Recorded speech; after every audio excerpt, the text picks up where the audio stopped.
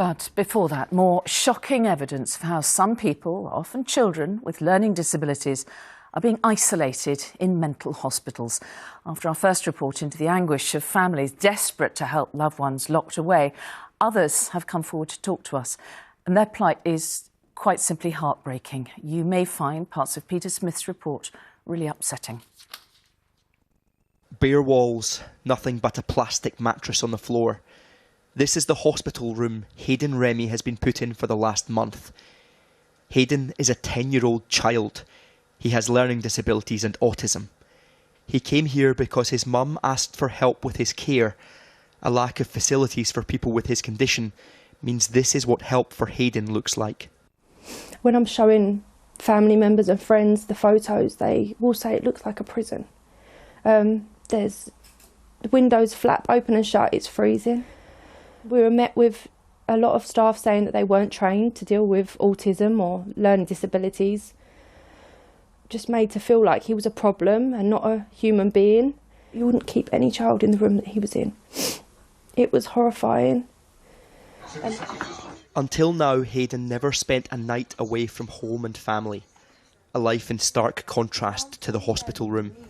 Dancing Daddy Wiggle. As he grows older and more challenging, his mum says she's been pleading for extra support, but nothing came. He reached crisis point, and that's when Hayden was taken away. No toys, no crayons, no colours. You want to go? You want to go? Yes. I know, darling, you can't. In these conditions, Hayden was sectioned for assessment for 28 days. Very rarely was he taken outside. I was every day asking, please can he be taken outside? He was stuck in that room and medicated to stay asleep effectively. Sedated? Yes, yeah. He stopped talking to us, really. We'd just sort of get one-word answers. He just looked really vacant. To have to walk away and leave your child and not know if he was going to... It sounds dramatic, but if he was going to stay alive.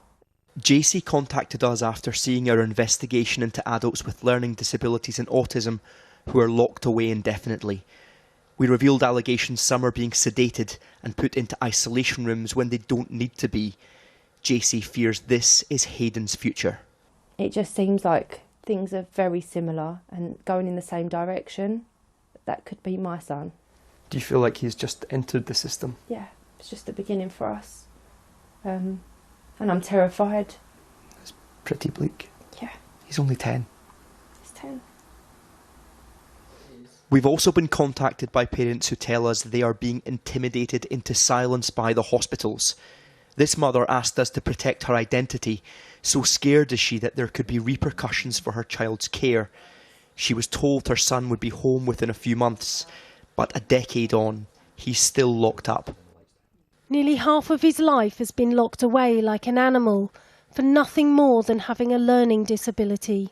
And you've no idea when or if he can ever be released. Yes, we regret ever asking for help because it's been so detrimental, with real poor quality of human rights, the trauma, the abuse, the institutionalisation. When we hear of families at the start of this journey going through what we went through, it's soul-destroying. We put our findings to the former Children's Commissioner who's now advising the NHS on improving care for children like Hayden. Children and young people are left languishing in institutions for any amount of time it's not needed. It's something that has no place in this country. I think it is a system which is broken for these very vulnerable children. It needs absolute leadership from the top, which is where governments come in. And they need to make sure that there's a system that is accountable. Is the free friend to income molds? For Hayden, there has been a glimmer of hope. Since his mother contacted us, he's been discharged to a respite centre that is equipped to deal with his condition. He's thriving and smiling again. The problem is, this placement is only temporary. It's bittersweet because after the end of this week, we don't know where he's going to go. You only know that he has to leave here. Yes. Yeah, he can't stay here. JC is in the dark about what comes next. Despite all her pleas and everything she's trying, she looks ahead with only fear that Hayden is about to become another child trapped in this broken system. Oh, it's unbelievable, isn't it? But it's only part of the response that you've had since your first report, is that right? We've been inundated.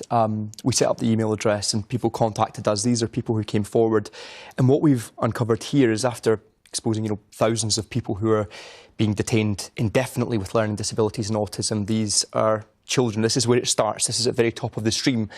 When there's no early intervention, when they don't get the care that they need, they end up at crisis point. And as soon as they're in the system, Mary, it's so difficult for them to ever find a way out. Now, we have had response from Hertfordshire County Council. They say, while we can't comment on individual cases, it can be difficult to find suitable care and support options for children with complex needs.